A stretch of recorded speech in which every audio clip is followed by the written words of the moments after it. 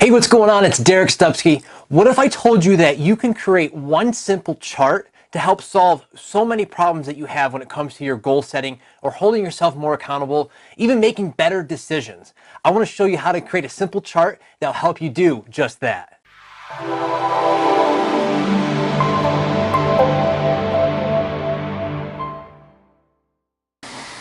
All right, so let's talk about this simple chart that can make a huge impact on your goal setting and how you go about reaching those goals. So the first thing that we want to do is right at the top of your page is to write down what your goal is. And for this example, we're using the goal of fat loss. Now, I love the idea of fat loss as opposed to weight loss. And that is simply because fat loss promotes the change of body composition of somebody. And I want you to ask yourself, if you looked in the mirror, jumped on the scale, and you only lost 2 pounds, but you looked exactly the way you wanted to look, would you accept that? Most people who I talk to say absolutely yes.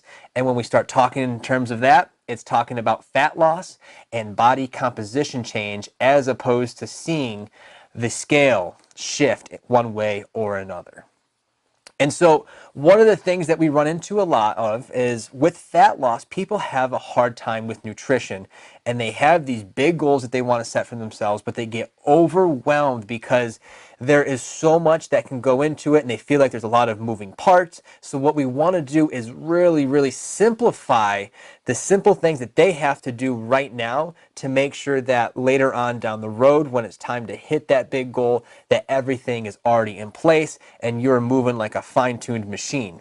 And so understand that when we set a goal, and this is a destination goal, that fat loss is a marathon, not a sprint. So once again, the goal of fat loss is a marathon and not a sprint, which means that we have a big long-term vision on this. We're not trying to accomplish this in just a couple days. And so let's look at it. You're going to draw a chart just like this. And on the left-hand side, I want you to write negatives. And on the right-hand side, we're going to write solutions. And so negatives, I want you to think personally, what are some things that are physical or mental roadblocks, things that tend to get in your way, things that are holding you back from reaching your goals? And so in terms of fat loss, if this is what we're talking about, one of the biggest negatives we tend to find is that people consume too much alcohol and or soda. So if you were sitting in my office with me right now and I asked you, hey, what is the solution to not consuming so much alcohol and soda? A couple answers that you might get might be, well, cut out the alcohol and soda. Well, yeah, obviously that's a good step. And another one you might get would be to increase your water intake. And we're going to roll with that. Increase H2O. And so what we want to do is start to increase our water intake in supplement of the alcohol and soda. Now, a lot of you are probably sitting there going saying, yeah, easier said than done. And I agree with you. And I want you to think of this as an example.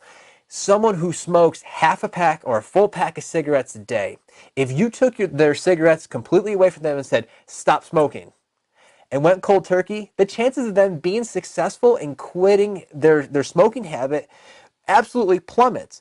But if we work on gradually taking those cigarettes away, one at a time, slow, gradual process, we have to understand, just like fat loss, that quitting smoking is going to be a marathon and not a sprint. So we take away slowly, we gradually, slowly take away, and we start implementing other things in substitute of their smoking habit.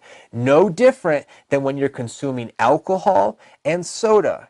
People become addicted to these drinks because of what's in them. So we want to gradually work our way down and take ourselves out of the habit of consuming so much soda and alcohol and replacing that with water. So if you're someone that drinks soda every day with lunch and every day with dinner, well, why don't we try to make it a change today to drink water with your dinner instead of soda? But you can still have your soda at lunch and then gradually start working your way down to where you're drinking water at lunch and dinner.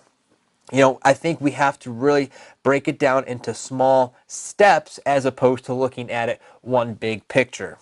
Now let's look at another negative that we tend to run into, And we're going to call this one fast food.